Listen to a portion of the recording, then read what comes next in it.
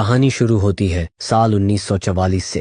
World war अब खत्म हो रहा है, इसीलिए फिनलैंड में जितनी भी सेनाएं थीं वो सब अपने देश वापस लौट रही हैं, जिनमें जर्मनी की नाजी सेना भी शामिल है। लेकिन जर्मनी की सेना अपने सामने आने वाली हर एक चीज को तबाह करते हुए अपने देश लौट रही होती है। इसी माहौल में हमें एक आदमी दिखाया जाता है जिसका नाम आतामी है।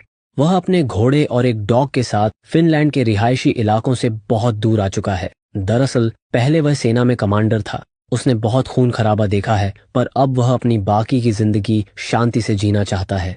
एक दिन उसे नदी में सोने का एक टुकड़ा मिलता है। वह समझ जाता है कि हो न हो यहाँ जमीन के नीचे कोई न कोई सोने की खान है जहाँ उसे बहुत सारा सोना मिल सकता है। वह कई दिनों तक गड्ढा खोदता रहता है और एक दिन उसे वो जगह मिल जाती है जहाँ बहुत सारा सोना होता है। उसकी आंखों में आंसू आ जाते हैं, क्योंकि इतने सारे सोने से अब वह पूरी जिंदगी ऐश और आराम से जी सकता है। आतामी वहां से सारा सोना निकालकर अपने घोड़े पर लाद कर उस जगह से निकल जाता है। रास्ते में उसे सेना की एक टुकड़ी दिखती है जो कि जर्मनी की होती है, और इनका जो जनरल है उसका नाम ब्रूनो है। ब्रूनो आतामी को देखता है, लेकिन आतामी निडर है। वो उनकी सेना की टुकड़ी के सामने से सीधे आगे बढ़ जाता है। तभी ब्रूनो का एक सिपाही उसे गोली मारना चाहता है, पर ब्रूनो मना कर देता है। वह कहता है कि आगे भी हमारी टुकड़ी है, वह अपनी मौत की तरफ जा रहा है। दरअसल ब्रूनो और उसके सोल्जर्स ने बहुत सारी फिनलैंड की औरतों को भी बंदी बनाकर अपनी गाड़ी में रखा होता है। वे उनके साथ गलत काम करते हैं। अब आतामी वहां से आगे निकल जाता है। तभी वह देखता है कि उसके सामने एक ट्रक है जिसमें जर्मनी के कुछ सोल्जर्स हैं। वे आतामी से कहते हैं, घोड़े से नीचे उतरो।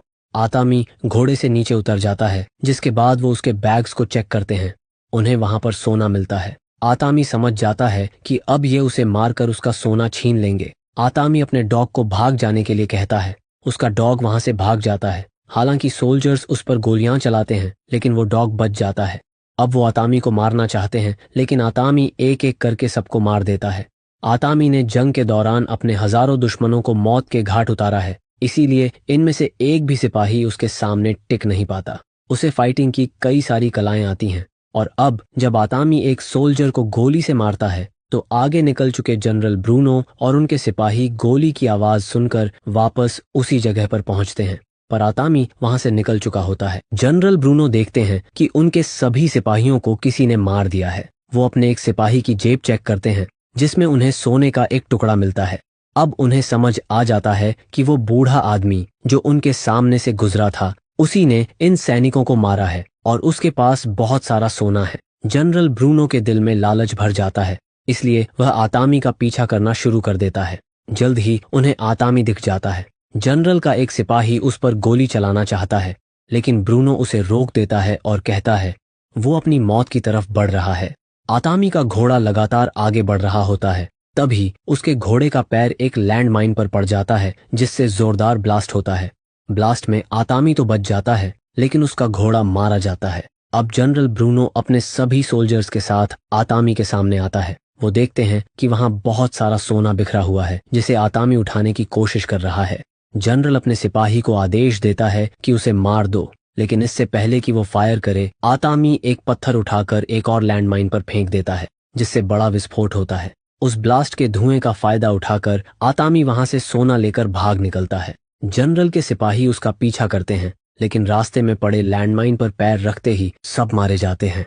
अब जनरल 2 बंधक बनाई गई लड़कियों को गाड़ी से नीचे उतरवाता है और उन्हें टैंक के आगे चलने का आदेश देता है, ताकि अगर रास्ते में कोई माइन हो तो सबसे पहले वही मारी जाए। जनरल अब समझ जाता है कि ये बूढ़ा आदमी कोई साधारण इंसान नहीं है। वो रेडियो से अपने हेडक्वार्टर कॉल करता है और आतामी का हुलिया बताता है। उधर से जवाब मिलता है, अगर तुम उस आदमी से मिले हो और जिंदा हो तो तुम बहुत भाग्यशाली हो। वो आतामी है, वर्ल्ड वॉर का सबसे खतरनाक कमांडर। कोई भी उससे भिड़ना नहीं चाहता था। तुम्हारे लिए बेहतर यही होगा कि तुम उसका पीछा छोड़ दो और जर्मनी लौट आओ।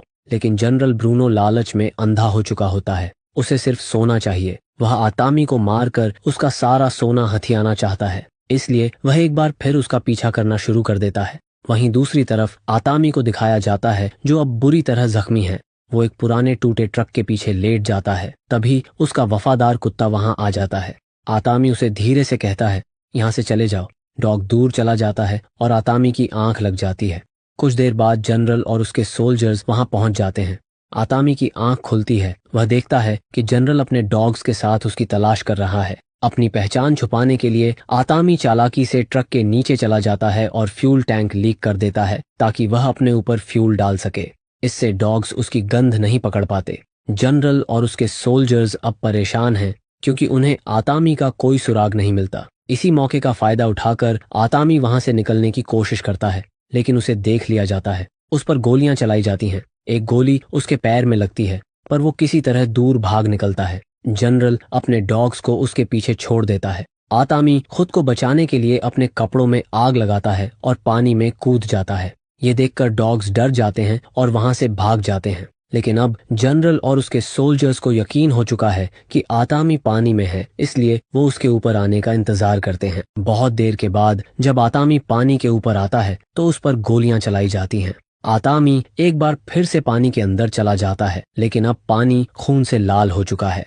जनरल को लगता है कि वो मर चुका है, इसलिए वह अपने सोल्जर्स को पानी में भेजता है ताकि वो सोना लेकर वापस आ सके।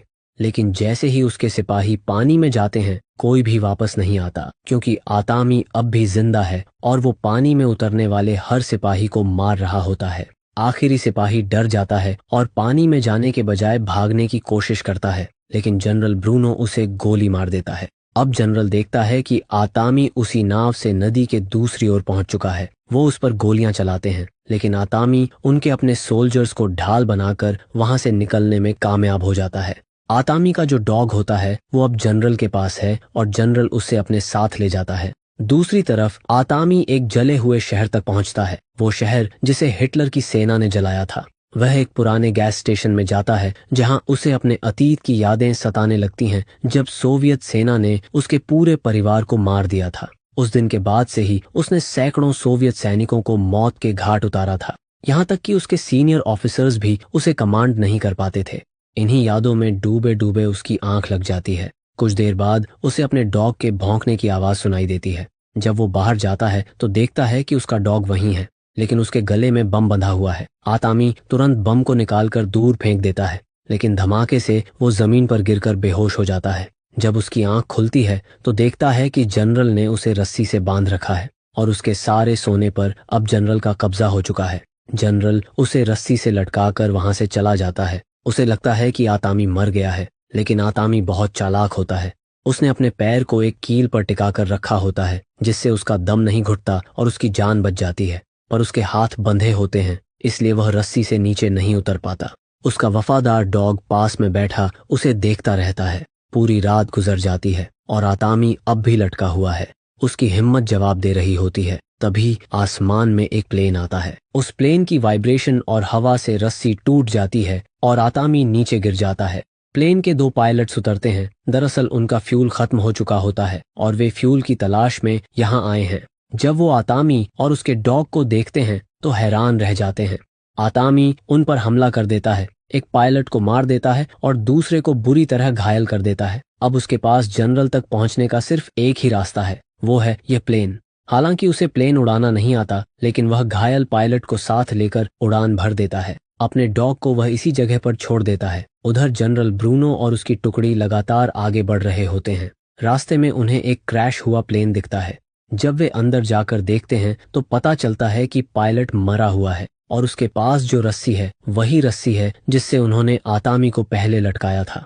अब जनरल को पूरा यकीन हो जाता है कि आतामी जिंदा है और वो समझ जाता है कि ये आदमी कितना खतरनाक है। इसी डर के चलते वह जल्द से जल्द यहाँ से निकल जाना चाहता है।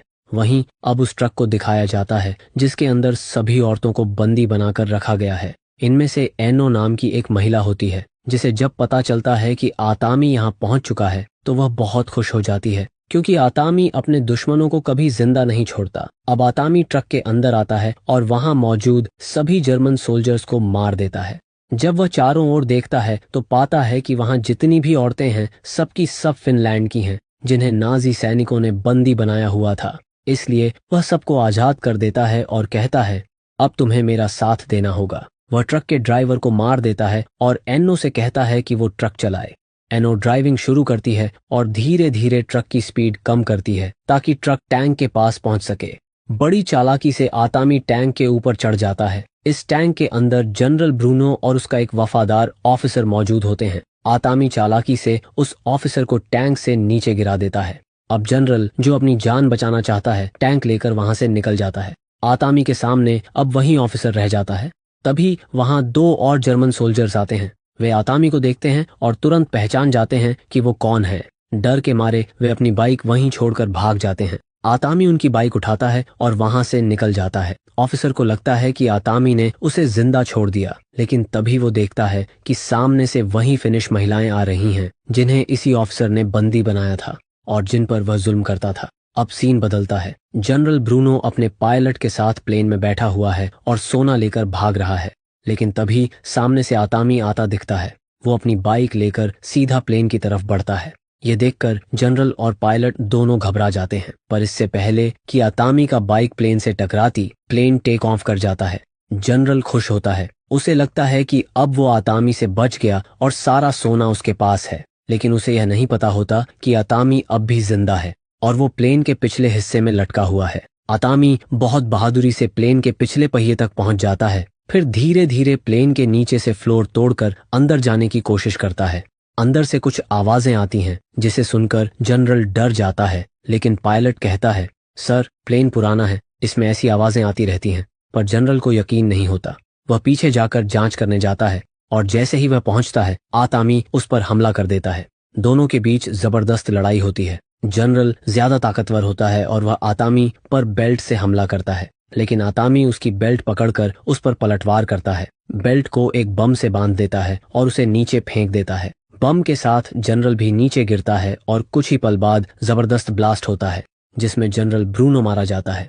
अब आतामी को उसका सोना वापस मिल चुका है, लेकिन तभी उसे एहसास होता है कि प्लेन नीचे गिरने वाला है। जब वह आगे जाकर देखता है तो पता चलता है कि पायलट की मौत हो चुकी है। दरअसल जब वह जनरल से लड़ रहा था, उसी दौरान चली गोलियों से पायलट मारा गया था। आतामी अब पीछे जाकर अपने सोने को पकड़कर बैठ जाता है। उसे लगता है कि उसकी जिंदगी खत्म होने वाली है, लेकिन किस्मत एक बार फिर उसका साथ देती है। प्लेन दलदल में क्रैश होता है जिससे उसकी जान बच जाती है। इसके बाद आतामी अपने डॉग को लेकर एक बैंक जाता है। वहां काउंटर पर सोने के टुकड़े रखकर कहता है, मुझे पैसे चाहिए। अब आतामी के पास सोना है, पैसा है और जिंदगी में किसी चीज की कमी नहीं रही। इसी के साथ यह फिल्म यहीं पर खत्म हो जाती है। उम्मीद करते हैं कि यह कहानी आपको पसंद आई होगी।